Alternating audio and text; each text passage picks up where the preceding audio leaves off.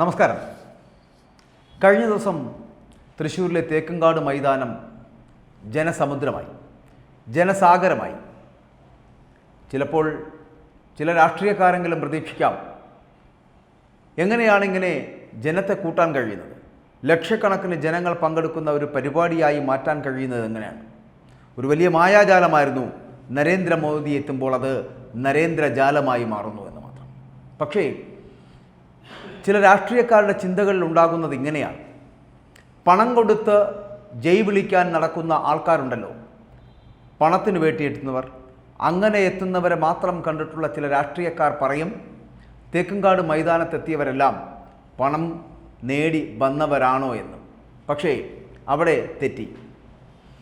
കാരണം വനിതാ സംവരണ ബില്ലുമായി ബന്ധപ്പെട്ടിട്ട് വനിതാ സംവരണ ബിൽ പാസാക്കിയതിനു ശേഷം നരേന്ദ്രമോദി കേരളത്തിലെത്തുമ്പോൾ മഹിളകളുടെ ഒരു വലിയ സംഗമം ഉണ്ടാകും.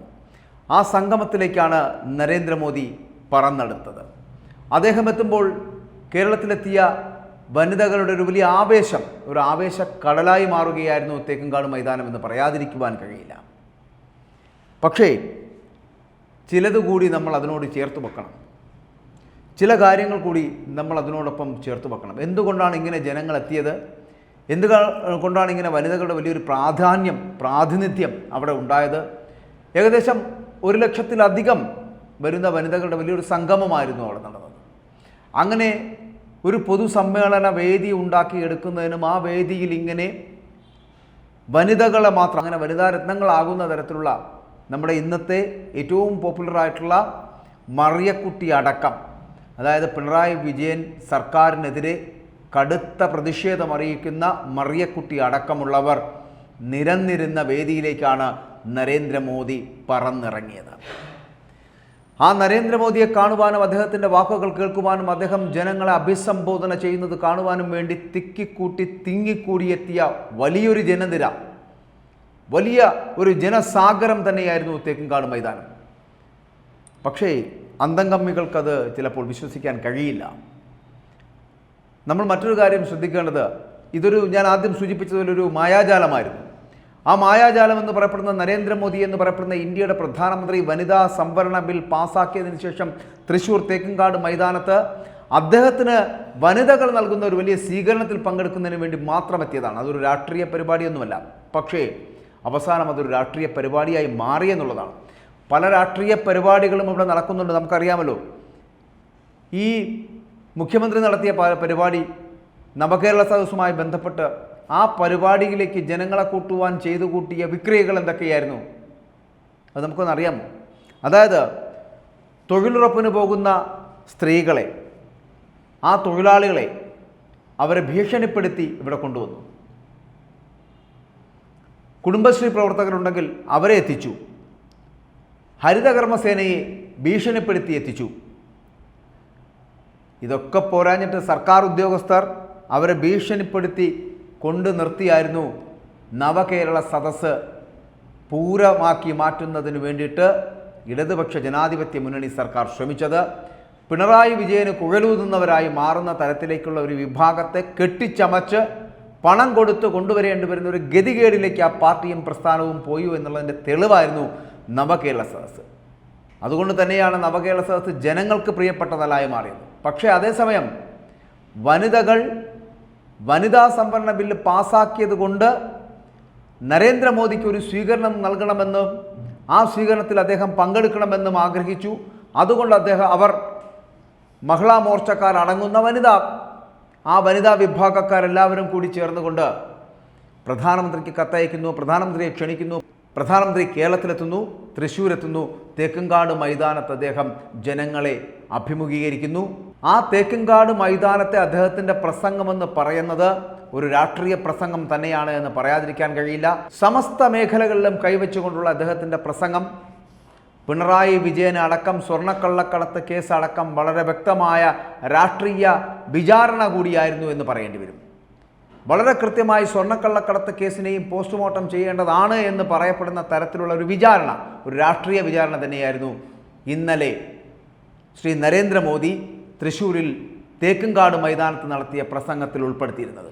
ഞങ്ങളുടെ ഒരു സുഹൃത്ത് വിനീത് ജോൺ പറഞ്ഞതുപോലെ തൊഴിലുറപ്പ് തൊഴിലാളികളെ ഭീഷണിപ്പെടുത്തി എത്തിച്ചില്ല, കുടുംബശ്രീ പ്രവർത്തകരെ ഭീഷണിപ്പെടുത്തി എത്തിച്ചില്ല, ഹരിതകർമ്മസേനയെ ഭീഷണിപ്പെടുത്തി എത്തിച്ചില്ല, സർക്കാർ ഉദ്യോഗസ്ഥരെ ഭീഷണിപ്പെടുത്തി കൊണ്ടുവന്നില്ല.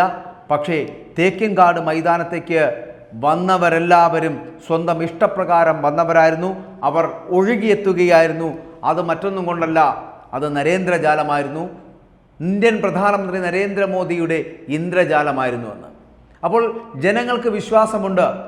കഴിഞ്ഞ ദിവസം മോദിയുടെ ഗ്യാരണ്ടി എന്ന് പറഞ്ഞ് മോദി പറയുന്ന ചില കാര്യങ്ങളുണ്ടായിരുന്നു. വനിതകൾക്കും കർഷകർക്കും പാവപ്പെട്ടവർക്കും അടക്കം എല്ലാ തരത്തിലുള്ള ജനങ്ങൾക്കും ജീവിക്കുന്നതിനുള്ള വലിയ മാർഗമുണ്ടാക്കി കൊടുക്കുകയാണ് ലക്ഷ്യമെന്ന് പറയുന്ന അദ്ദേഹത്തിൻ്റെ പ്രഖ്യാപനം തന്നെ കേരളത്തിന് മാത്രമല്ല ഇന്ത്യക്ക് തന്നെ ഗുണകരമാകുന്ന ഒന്നാണ്.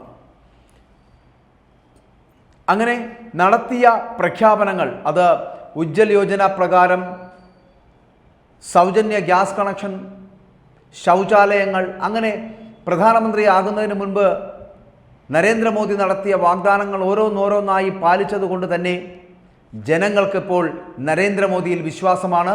ആ നരേന്ദ്രമോദിയിൽ വിശ്വാസമുള്ളത് കൊണ്ട് തന്നെയാണ് ഈ തേക്കിൻകാട് മൈതാനത്തേക്ക് ഇങ്ങനെ ജനങ്ങൾ ഒഴുകിയെത്തിയത്. സ്ത്രീകളടക്കമുള്ള ആബാലവൃദ്ധ ജനങ്ങൾ ഒഴുകി എത്തിയ ഒരു പരിപാടി കൂടിയായിരുന്നു ഈ പറഞ്ഞ വനിതകളുടെ സംഗമം എന്ന് പറയപ്പെടുന്നത്.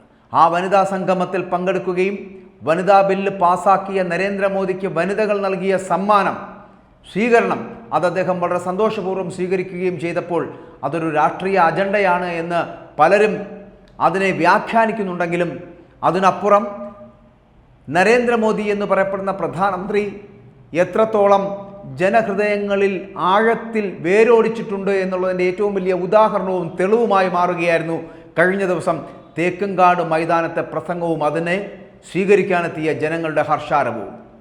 ഈ വന്നവരെല്ലാവരും ഞാൻ ആദ്യം സൂചിപ്പിച്ചതുപോലെ സ്വന്തം ഇഷ്ടപ്രകാരം തേക്കിൻകാട് മൈതാനത്തേക്ക് ഒഴുകിയെത്തിയവരാണ്. ആരും നിർബന്ധിച്ചെത്തിച്ച തൊഴിലുറപ്പ് തൊഴിലാളികളോ അല്ലെങ്കിൽ കുടുംബശ്രീ പ്രവർത്തകരോ അതുമല്ലെങ്കിൽ ഹരിതകർമ്മ സേനകളോ ഇതുമൊന്നുമല്ലെങ്കിൽ നമ്മുടെ പാവപ്പെട്ട സർക്കാർ ഉദ്യോഗസ്ഥരോ ആയിരുന്നില്ല.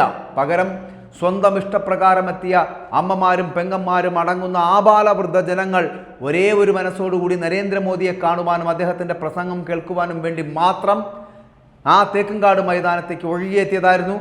അതിൻ്റെ പ്രതിഫലനം വരാനിരിക്കുന്ന തിരഞ്ഞെടുപ്പിൽ ഉണ്ടാകുമെന്നുള്ള കാര്യത്തിലും സംശയമില്ല. ഇനിയും വരും മോദി, പക്ഷേ അത് തൃശ്ശൂരിലായിരിക്കില്ല. ഇനി വരാൻ പോകുന്നത് തിരുവനന്തപുരത്തായിരിക്കും. കേരളത്തിൻ്റെ അങ്ങോളം ഇങ്ങോളം നരേന്ദ്രമോദി എത്തുമെന്നുള്ള കാര്യത്തിലും സംശയമില്ല. അദ്ദേഹം പറഞ്ഞതുപോലെ ഇവിടെ നിന്ന് തെക്കേ ഇന്ത്യയിൽ നിന്ന് അദ്ദേഹം തേരോട്ടം നടത്താൻ ആരംഭിക്കുന്നു. അതിൻ്റെ ആദ്യത്തെ ശംഖുലി മുഴക്കാൻ പോകുന്നത് കേരളത്തിൽ നിന്നാണ്. ആ ശംഖുലിയാണ് കഴിഞ്ഞ ദിവസം തേക്കിൻകാട് മൈതാനത്ത് ഉയർന്നു കേട്ടത്. ഇനി അങ്ങോട്ട് തേരോട്ടമാണ്, അതിൻ്റെ നാളുകളാണ് വരാൻ പോകുന്നത് എന്നുള്ളതിൻ്റെ സൂചനയാണ് നരേന്ദ്രമോദി നൽകുന്നത്. നടക്കാൻ പോകുന്നത് അത്തരത്തിലൊരു നരേന്ദ്രജാലമായിരിക്കും.